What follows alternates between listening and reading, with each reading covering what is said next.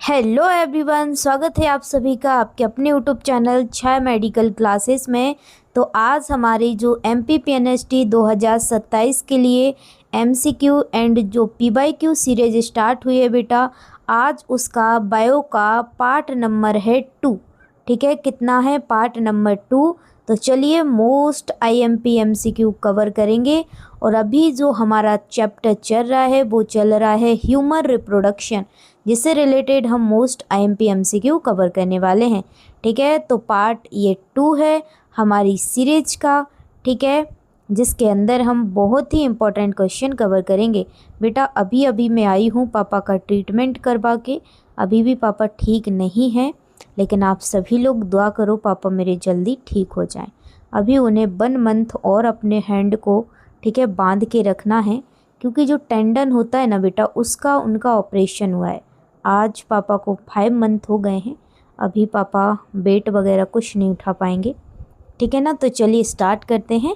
Part 1 जिसने भी नहीं देखा है चैनल पर जाएं, एक प्लेलिस्ट मैं बना रही हूँ जिसकी सारे MPPNST 2027 के बायो के एक प्लेलिस्ट में रहेंगे, जीके के एक प्लेलिस्ट में रहेंगे, और इंग्लिश के एक प्लेलिस्ट में, और फिजिक्स केमिस्ट्री के जब स्टार्ट करूँगी उसमें रहेंगे।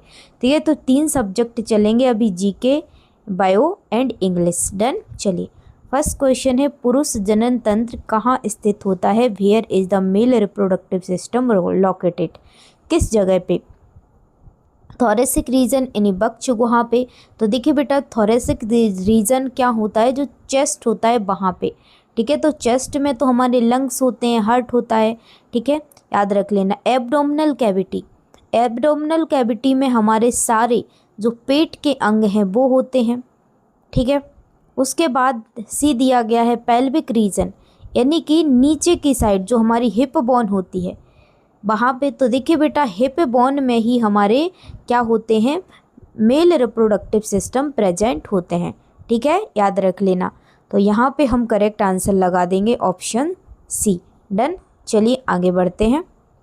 नेक्स्ट क्वेश्चन दिया गया है कि वृषण किस थैली में स्थित होते हैं? जो टेस्टिस होते हैं बेटा वो प्रेजेंट किस थैली में होते हैं? तो देखिए बेटा मेल रिप्रोडक्टिव सिस्टम का मैं डायग्राम बनाऊंगी, देखना। ये हो गया ब्लैडर, ये ब्लैडर होता है, मूत्राशय होता है, यहाँ से पेनिस जाता है, ये समझ लो ये पेनिस है। ठीक है, ये पेनिस है, और यहीं से डायरेक्ट जुड़ा होता है, और ये जो होती हैं नली होती हैं, ये होते हैं स्क्रोटम।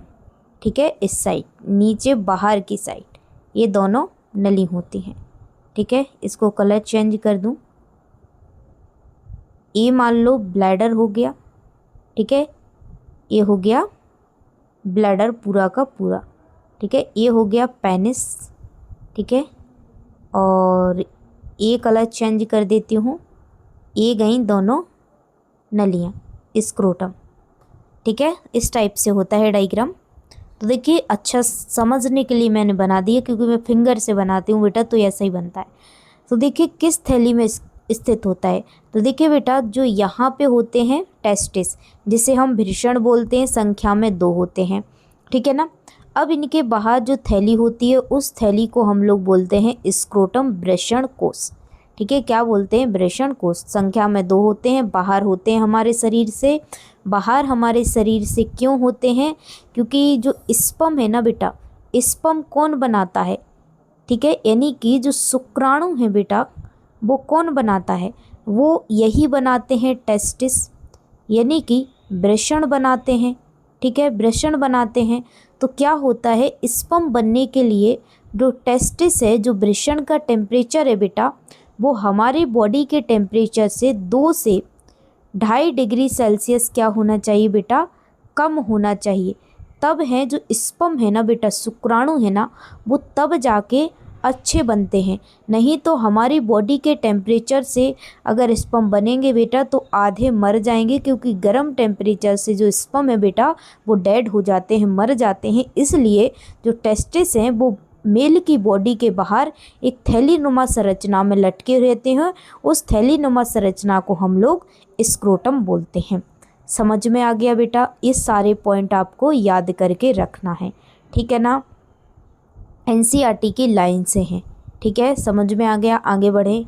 चलिए, कोई भी डाउट होता है आप लोग पूछ लेना। ठीक है, चलिए नेक्स्ट क्वेश्चन है, वृषण कोश का मुख्य कार्य क्या है? जो वृषण कोश है बेटा, उसका मेन फंक्शन क्या होता है? वृषण कोश क्या? स्क्रोटम। तो मैंने अभी बताया था कि स्क्रोटम का ही काम होता है बेटा, जो टेम्परेचर है उसको मेंटेन रखना। ठीक है ना? ठीक है ना? तो यहाँ पे वृषण का तापमान शरीर से 2 से 2.5 डिग्री सेल्सियस कम रखना। ठीक है, ये काम होता है स्क्रोटम का। ठीक है, जो थैलेनुमा संरचना होती है। डन। तो यहाँ पे करेक्ट आंसर हो जाएगा बेटा ऑप्शन सी। चलिए आगे बढ़ते हैं। नेक्स्ट क्वेश्चन है, प्रत्येक वृषण में लगभग कितनी वृषण पालिकाएं होती हैं? Testicular lobules. तो देखिए बेटा, जो वृषण होता है ना, उसके अंदर इस टाइप से टेस्टिकुलर लोब्यूल्स होती हैं। तो ये कितनी होती हैं? तो देखिए बेटा, ऐसे आपने देखा होगा, तो ये बेटा 250 होती हैं। कितनी होती हैं? 250 होती हैं, ऐसे करके, ऐसे ऐसे ए। ठीक है, ये लोब्यूल्स 250 पालिकाएं होती हैं, और एक पाली में 1 से 3 सेमनीफेरस ट्यूब्यूल होती हैं। ठीक है, शुक्र जनन नलिकाएं प्रेजेंट होती हैं। ये बात भी याद रख लेना। ठीक है ना? समझ आ गया? तो कितनी होती है? 250। चलिए नेक्स्ट क्वेश्चन है, शुक्राणु कहाँ बनते हैं? जो स्पर्म है वो स्पर्म कहाँ बनते हैं? तो देखिए बेटा, ये रहता है हमारा, ये हो गया हमारा स्क्रोटम, इसके अंदर हो गया हमारा, क्या हो गया? टेस्टिस। टेस्टिस के अंदर होती हैं इस टाइप से नली, 250 जो मैंने बताया, टेस्टिकुलर लोब्यूल। ठीक है, अब इन्हीं टेस्टिकुलर लोब्यूल के अंदर बेटा 1 से 3 सेमनीफेरस ट्यूब्यूल्स होती है, यानी शुक्र जनन नलिकाएं, और यही सेमनीफेरस ट्यूब्यूल, यही शुक्र जनन नलिकाएं शुक्राणु स्पर्म को बनाती है। ठीक है ना? जब पूछा जाए शुक्राणु कहाँ बनते हैं, अगर टेस्टिस नहीं दिया है तो आपको सेमनीफेरस ट्यूब्यूल लगाना है, और अगर सेमनीफेरस ट्यूब्यूल प्लस टेस्टिस दोनों दिया है तो आपको प्रायोरिटी सेमनीफेरस ट्यूब्यूल को रखना है, क्योंकि सेमनीफेरस ट्यूब्यूल में बनते हैं। अगर सेमनीफेरस ट्यूब्यूल नहीं है तो आपको टेस्टिस लगाना है, क्योंकि टेस्टिस के अंदर ही सेमनीफेरस ट्यूब्यूल्स होती हैं। ठीक है, समझ में आ गया? समझना है बायो को, वो कैसे ही क्वेश्चन आपको पूछ लेगा फंसा के। ठीक है ना बेटा? समझ आया? चलिए बेटा, आज मैं थक गई हूँ तो आज की क्लास थोड़ी सी कम रहेगी, बट जितनी क्लास रहेगी वो बेहतरीन रहेगी। ठीक है, चलिए नेक्स्ट क्वेश्चन है, सर्टोली कोशिकाओं का मुख्य कार्य क्या है? जो सर्टोली सेल होती हैं बेटा, उनका मेन काम क्या होता है? मेन फंक्शन क्या होता है? अब बात आती है सर्टोली सेल कहाँ पे होती हैं? सर्टोली सेल भी बेटा टेस्टिस में होती हैं, वृषण में होती हैं, याद रख लेना। ठीक है, इनकी लोकेशन। अब इनका काम क्या होता है बेटा? वृषण में क्या होता है? स्पर्म बनते हैं। ठीक है, अब ये भी वृषण में होती हैं, सॉरी बेटा। तो इनका काम होता है, जो स्पर्म है उनको नरिशमेंट करना, यानी कि उन्हें पोषण देना। शुक्राणु, ऐसे याद रख लेना, शुक्राणुओं को पोषण देना। ठीक है, समझ आ गया? तो यहाँ पे करेक्ट आंसर हो जाएगा ऑप्शन बी। डन बेटा, मैं इतनी मेहनत करूँगी आपके लिए, बस आप अपना एक प्यारा सा कमेंट कर दिया करो। ठीक है, 2027 बेहतरीन होगा, आपको गवर्नमेंट कॉलेज डेफिनेटली मिलेगी। बस जुड़े रहिए क्लास को, और अपने एक फ्रेंड को आप ज़रूर जोड़िए। ठीक है, एक को।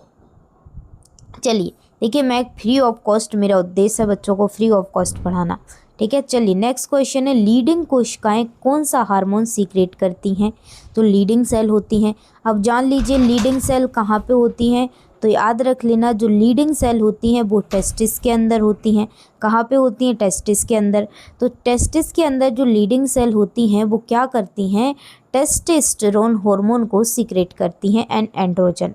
ठीक है, तो यहाँ पे करेक्ट आंसर हो जाएगा ऑप्शन सी, कि टेस्टोस्टेरोन कहाँ पे बनता है? टेस्टिस के अंदर ऑप्शन दिया। अगर टेस्टिस और लीडिंग सेल दोनों दिया है तो लीडिंग सेल को आपको प्रायोरिटी देना है। ठीक है ना? तो यहाँ पे करेक्ट आंसर हो जाएगा ऑप्शन सी। ठीक है, ये रहा ऑप्शन सी, करेक्ट आंसर हो जाएगा। चलिए आगे बढ़ते हैं। नेक्स्ट क्वेश्चन है, कि लीडिंग कोशिकाएं कहाँ पाई जाती हैं, जो लीडिंग सेल हैं वो कहाँ पे लोकेटेड होती हैं। तो देखिए लीडिंग कोशिकाएं होती हैं वो टेस्टिस के अंदर होती हैं। सबसे बात, टेस्टिस के अंदर क्या होती हैं, सेमनिफेरस ट्यूब्यूल होती हैं। सेमनिफेरस ट्यूब्यूल के बीच में ऐसे होती हैं, सेमनिफेरस ट्यूब्यूल उनके बीच में ऐसे 1 से 3 सेमनिफेरस ट्यूब्यूल होती हैं। उनके अंदर जो अवकाश, जो स्पेस होता है, उन्हीं के बीच क्या होती हैं, ठीक है, लीडिंग सेल होती हैं। तो इंटरस्टिशियल जो स्पेस होता है उन्हीं में प्रेजेंट होती हैं लीडिंग सेल, ठीक है ना। सो यहाँ पे करेक्ट आंसर हो जाएगा ऑप्शन सी। डन। तो यहाँ पे आंसर हो जाएगा इंटरस्टिशियल स्पेस यानी अंतराली अवकाश। डन। चलिए नेक्स्ट क्वेश्चन है, शुक्राणुओं की परिपक्वता यानी मैच्योरेशन कहाँ होता है, स्पर्म का मैच्योरेशन। तो देखिए स्पर्म बनते तो टेस्टिस में है, ठीक है, यानी वृषण में है, लेकिन मैच्योरेशन यानी परिपक्व की बात की जाए, परिपक्व का मतलब होता है वो अपने काम करने योग्य कहाँ पे होते हैं, तो ये होता है टेस्टिस। और टेस्टिस के ऊपर इस टाइप की संरचना होती है जिसे हम लोग एपिडिडाइमिस बोलते हैं, अधिवृषण बोलते हैं। इसमें टेस्टिस का मैच्योरेशन होता है, ठीक है ना। करेक्ट आंसर हो जाएगा ऑप्शन बी। कोशिश करूँगी कल से मैं डायग्राम आपको लेके आया करूँगी, ठीक है ना। डन। चलिए नेक्स्ट क्वेश्चन है, आप लोग बताना मैं लाइव क्लास लूँ तो कैसा रहेगा, मैं लाइव क्लास लूँ आपके लिए तो कैसा रहेगा, एक बार कमेंट सेक्शन में आप लोग बताना, ठीक है। नेक्स्ट क्वेश्चन है, शुक्राणुओं का भंडारण कहाँ पे होता है, स्टोरेज कहाँ पे होता है, ठीक है ना। तो देखिए इनकी जो क्लासेस हैं, मतलब इन्हें अच्छा तैयार करना काम करने के लिए, हम टीचर हैं तो हम क्लास में जाते हैं ना, तो इनकी भी क्लास लगती है एपिडिडाइमिस में, ठीक है ना। तैयार होते हैं लड़ाई लड़ने के लिए, ठीक है ना, याद रख लेना, ओबम को भेदने के लिए तैयार होते हैं, ठीक है। तो यहाँ पे करेक्ट आंसर है ऑप्शन बी। चलिए नेक्स्ट क्वेश्चन है, शुक्र वाहक यानी कि वास डिफरेंस का मुख्य कार्य क्या है, what is the main function of vas deferens. तो देखिए शुक्र वाहक यानी वास डिफरेंस का मेन काम होता है बेटा, देखिए यहाँ पे वास डिफरेंस कहाँ पे होता है, देखिए ये हो गया ब्लैडर, इस टाइप से होता है ब्लैडर, और यहीं पे जुड़ा होता है ब्लैडर से ही आपका टेस्ट यानी पेनिस, ठीक है। अब यहाँ पे इस टाइप से लूप बनाए होती है संरचना, ठीक है, वास डिफरेंस, इसी को बोलते हैं वास डिफरेंस। ये ट्रांसपोर्ट करती है स्पर्म को टेस्टिस से, ठीक है। तो यहाँ पे करेक्ट आंसर हो जाएगा ऑप्शन बी। किसी भी क्वेश्चन में कोई डाउट होए तो मैं बैठी हूँ, वैसे किसी क्वेश्चन में कोई डाउट नहीं होगा, ठीक है ना। चलिए नेक्स्ट क्वेश्चन है, शुक्र वाहक यानी वास डिफरेंस किसके साथ मिलकर स्खलनीय वाहिनी यानी एजाकुलेटरी डक्ट बनाता है। तो देखिए एजाकुलेटरी डक्ट किसके साथ मिलकर, वास डिफरेंस। तो यहाँ पे ऑप्शन ए दिया गया है, डक्ट ऑफ एपिडिडाइमिस अधिवेशन की वाहिनी, शुक्राशय की वाहिनी duct of seminal vesicle, ureter या यूरेथ्रा। तो देखिए ये बनाता है, यहाँ पे करेक्ट आंसर हो जाएगा शुक्राशय की वाहिनी डक्ट ऑफ सेमाइनल वेसिकल। तो करेक्ट आंसर यहाँ पे हो जाएगा ऑप्शन बी। डन। चलिए नेक्स्ट क्वेश्चन है, मूत्र मार्ग यानी यूरेथ्रा किसके माध्यम से शरीर के बाहर खुलता है। The urethra opens to the outside through which organ. तो देखिए यूरेथ्रा किसके माध्यम से शरीर के बाहर खुलता है, तो यहाँ पे करेक्ट आंसर हो जाएगा बेटा पेनिस, ठीक है, पेनिस के माध्यम से, ठीक है। यूरेथ्रा का मतलब होता है मूत्र आना उससे, ठीक है। एक कॉमन नली होती है मेल में, उसी से स्पर्म आते हैं, उसी से क्या मूत्र आता है, बट फीमेल में अलग अलग होते हैं, ऊपर वाले से यूरिन आता है, नीचे वाले से पीरियड्स आते हैं, ठीक है। 2 ओपनिंग होती हैं, इसमें एक ही ओपनिंग होती है, ठीक है ना। डन। चलिए आगे बढ़ते हैं। सेशन के अंतिम चौड़े भाग को क्या कहते हैं। जो सेशन पर देखिए इस टाइप से लास्ट में इस टाइप से भाग होता है, एक फूला हुआ, ठीक है, इस टाइप से, तो इस भाग को क्या कहते हैं, फूले हुए भाग को, ठीक है। तो इस फूले हुए भाग को कहते हैं, याद रख लेना, फोर स्किन यानी कि अग्रछद, ठीक है। तो ये रहा ऑप्शन आपका ऑप्शन बी, ठीक है, option B gland penis. Done. समझ में आया। चलिए नेक्स्ट क्वेश्चन है, सेशन मुंड यानी ग्लैंस पेनिस को ढकने वाली त्वचा क्या कहलाती है? ठीक है, कवरिंग। तो उस त्वचा, एपिडर्मिस तो पता है ये क्या करता है, स्टोरेज करता है, यहाँ पे मैचुरेशन होता है स्पर्म का। और फोर स्किन, ठीक है, जिसे हम लोग ग्लैंस पेनिस पे होती है उसे परफ्यूस या फोर स्किन बोलते हैं, याद रख लेना। स्क्रोटम क्या होता है, ये टेम्परेचर को मेंटेन करता है टेस्टिस के कितना 2 से 2.5 डिग्री सेल्सियस, ठीक है, कम रखता है ताकि स्पर्म अच्छे से बने बॉडी के टेम्परेचर से, ठीक है ना। ये थैलोनुमा संरचना होती है, ठीक है, समझ आया। बास डिफरेंस क्या होता है, ये स्पर्म को ट्रांसफ़र कराता है, ठीक है, समझ आया। चलिए नेक्स्ट क्वेश्चन है, पुरुष जनन तंत्र की सहायक ग्रंथियाँ कौन सी हैं? पुरुष जनन तंत्र यानी कि जो एसेसरी ग्लैंड्स होती हैं पुरुष में, तो 3 प्रेजेंट होती हैं, seminal vesicle, Volvo urethral gland और प्रोस्टेट ग्लैंड। ये होती हैं 3, याद रख लेना, नोट डाउन कर लेना, ठीक है। तो सहायक ग्रंथियाँ कौन सी हैं? तो देखिए मैंने बता दिया आप लोगों को, शुक्राशय यानी सेमाइनल वेसिकल, प्रोस्टेट ग्रंथि जिसे प्रोस्टेट बोलते हैं, एंड बल्बो यूरेथ्रल जिसे हम बल्बो यूरेथ्रल ग्लैंड बोलते हैं। तो करेक्ट आंसर है ऑप्शन सी। बहुत सारे बच्चे ने बोला कि ऑप्शन हमें समझ नहीं आता किस पे टिक लगा रहे हैं, इसलिए अब मैं आंसर को आपको बता दिया करूँगी, ठीक है। चलिए नेक्स्ट क्वेश्चन है, क्या पूछा है ध्यान से रीड करेंगे सभी बच्चे। शुक्रिय प्लाज्मा यानी सेमाइनल प्लाज्मा मुख्य रूप से किससे भरपूर होता है? ग्लूकोज, आयरन, विटामिन सी से, फ्रक्टोज, कैल्शियम एवं एंजाइम से, स्टार्च एंड प्रोटीन से, या फैट एंड विटामिन डी से। तो देखिए जो शुक्रिय सेमाइनल प्लाज्मा है वो किससे भरपूर होता है? तो याद रख लेना बेटा, वो भरपूर होता है फ्रक्टोज से, कैल्शियम से, एंजाइम से। एनसीईआरटी की लाइन है, रट लेना, ठीक है। Correct answer option B. चलिए, शुक्राणुओं को ऊर्जा प्रदान करने वाला पदार्थ कौन सा है? एनर्जी प्रोवाइड कौन करता है? Lactose, sucrose, fructose, maltose. ये करता है फ्रक्टोज, ठीक है, फ्रक्टोज करता है। करेक्ट आंसर है option C. Done done done. चलिए नेक्स्ट क्वेश्चन है, अगर अभी तक आपने चैनल को सब्सक्राइब नहीं किया है फटाफट से सब्सक्राइब कर लीजिए, धमाकेदार आपको लेक्चर अगर चाहिए तो, ठीक है ना, समझ आया। चलिए नेक्स्ट क्वेश्चन है कि बल्बो यूरेथ्रल यानी को जिसे हम कॉपर ग्लैंड भी बोलते हैं, इसका मेन काम क्या होता है? ऑप्शन ए है टेस्टोस्टेरोन बनाना। टेस्टोस्टेरोन कौन बनाता है? देखा था भाई, कौन बनाता है भाई?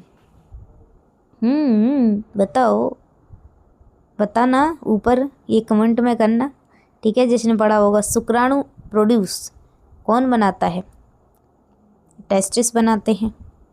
टेस्टिस के अंदर सेमाइनल वेसिकल, नहीं सही नहीं, सेमनीफेरस ट्यूब्यूल, ठीक है ना। ये क्वेश्चन आप याद रखना, मैंने इसलिए गलत बोला है, यहाँ पे बच्चा कंफ्यूज हो जाते, सेमाइनल वेसिकल है या सेमनीफेरस ट्यूब्यूल है।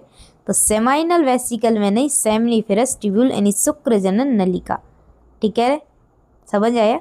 तो सेमनीफेरस ट्यूब्यूल में मैथुन के समय स्नेहन, यस, जो कॉपर ग्लैंड है ना, जब कोई सेक्सुअल इंटरकोर्स करता है उस टाइम इसका काम होता है मैथुन के समय इसके स्नेहन यानी लुब्रिकेशन प्रदान करना। ये एक लिक्विड प्रोवाइड करती है चिकना चिकना, जिससे क्या होता है कि फीमेल की विजाइन जो क्या होता है जिससे कि रगड़न ना हो, ठीक है, समझ में आया। करेक्ट आंसर है सी। नेक्स्ट क्वेश्चन है, वीर्य किसका मिश्रण है?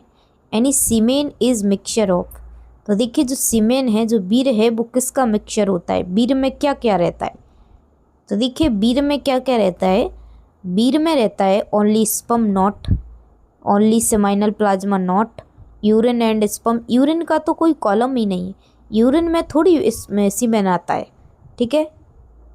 तो यहाँ पे क्या होता है, स्पर्म होते हैं एंड सेमाइनल प्लाज्मा होता है, जो शुक्रिय प्लाज्मा होता है वो होता है, ठीक है, दोनों होते हैं। डन। चलिए, शुक्र जनन यानी स्पर्मेटोजेनेसिस के लिए आवश्यक तापमान क्या है?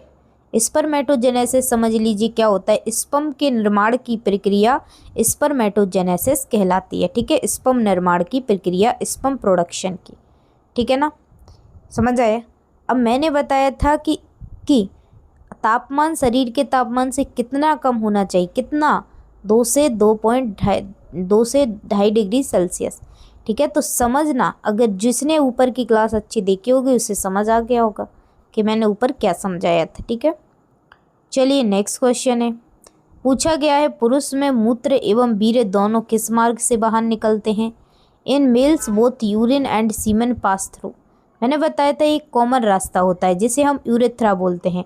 इससे सीमेन भी निकलता है और मूत्र भी यानी यूरिन भी पास आउट होती है, तो उसे हम यूरेथ्रा बोलते हैं, मूत्र मार्ग।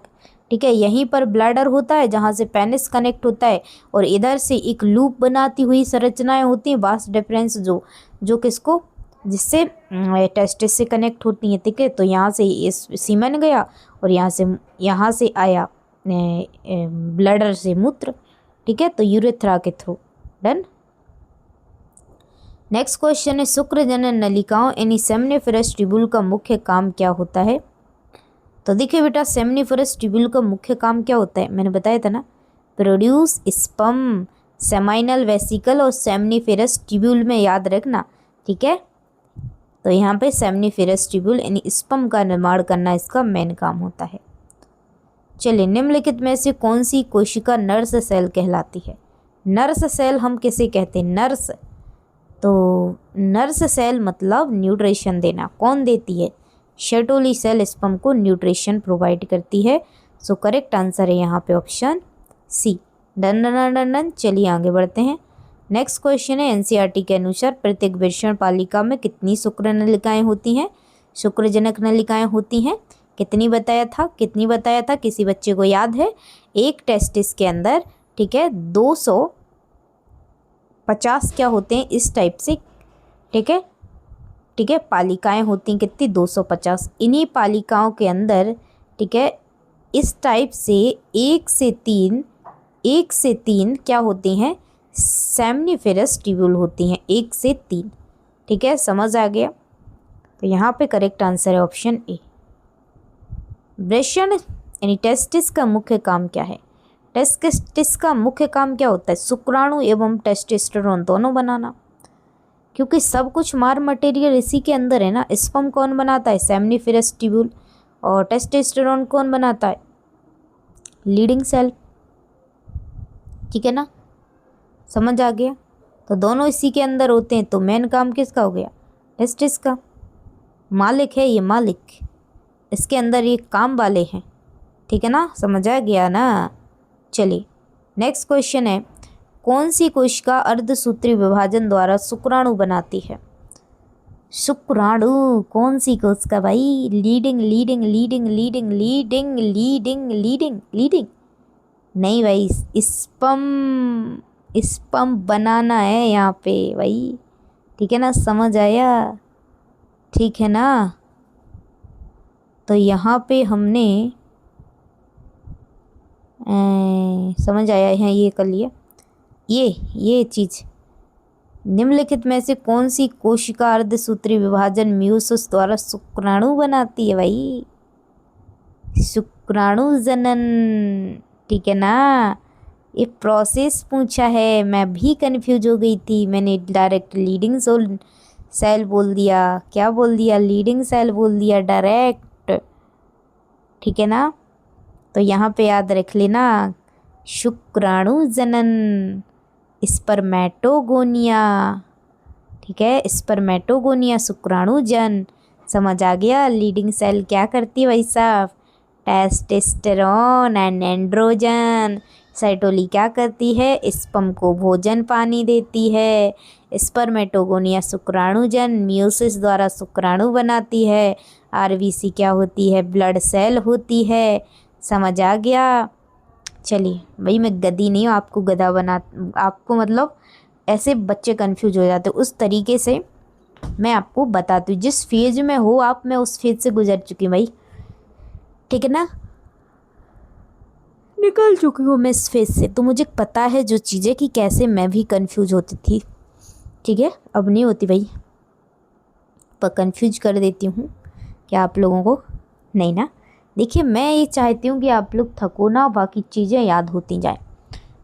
ठीक है, ज़बरदस्त बायोलॉजी आपकी टिप पे याद करवा दूंगी। वृषण से निकलने वाली पहली सहायक नली कौन सी है? Receiving sperm from the testis नली पूछा है। वृषण से निकलने वाली सहायक नली रिसीवम पहली सहायक नलिका कौन सी है? तो याद रख लेना वो है रेटेटेस्टिस, वृषण जालिका। ठीक है, पहली पूछा है पहली, तो वो होती है रेटेटेस्टिस। करेक्ट आंसर है ऑप्शन सी। चलिए नेक्स्ट क्वेश्चन है, बास्ट डिफरेंस किससे जोड़ती है? तो बेटा थोड़ी सी क्लास और लूँगी, थक चुकी हूँ, खाना बनाऊँगी। ठीक है, पापा क्लास करा के आई थी, बस आज की क्लास यहीं एंड करते हैं बच्चों। ठीक है, 25 मिनट के हो गए। जितने क्वेश्चन मैंने कवर करवाए इनको रट लेना। आगे कोई क्वेश्चन नंबर 30 से कल कंटिन्यू करेंगे। ये और करवा दूँ, फिर 30 का जवाब आप लोग देना। भाषा ए फ्रेंच या किसे जोड़ती है, ये आप कमेंट में करना। ठीक है, और ये बताना कितने क्वेश्चन आपके करेक्ट हो रहे हैं। जो न्यू बच्चे हैं उनको बता दूँ यहाँ पे आपको, बेटा अब आप लोग मत कहना, कई सारे लोग वो बच्चे बोलते हैं कि आप नींद आती है। बेटा मैं क्या करूं, इस साल ना ऐसी सिचुएशन है, तो मैंने सोचा था कि बच्चों को अच्छे तरीके से पढ़ाऊंगी इस साल। 2027 में बच्चों अच्छे से पढ़ाऊंगी आप लोगों को। फ्री ऑफ कॉस्ट क्लासेस अभी से स्टार्ट कर दी है मैंने इसलिए। ठीक है, घोर के पिला दूंगी आपको। एक प्यारा सा कमेंट कर देना बच्चों, और मिलती हूँ नेक्स्ट वीडियो में। Thank you for this. और इसका जवाब आपको देना है 29वें का। ठीक है ना, 29वें का। तो ये कैसा लगा? ये क्वेश्चन तक आ नहीं पाई बेटा। पुरुष में मूत्र और वीर दोनों किस मार्ग से निकलते हैं? किससे निकलते हैं फटाफट बताओ, किससे निकलते हैं? बता दिया था, यूरेथ्रा से। ये हो गया। दूसरा, सिसन के इरेक्शन का मुख्य उद्देश्य क्या है? ये यहाँ तक नहीं पहुँच पाए। ठीक है, यहाँ तक नहीं पहुँच पाए।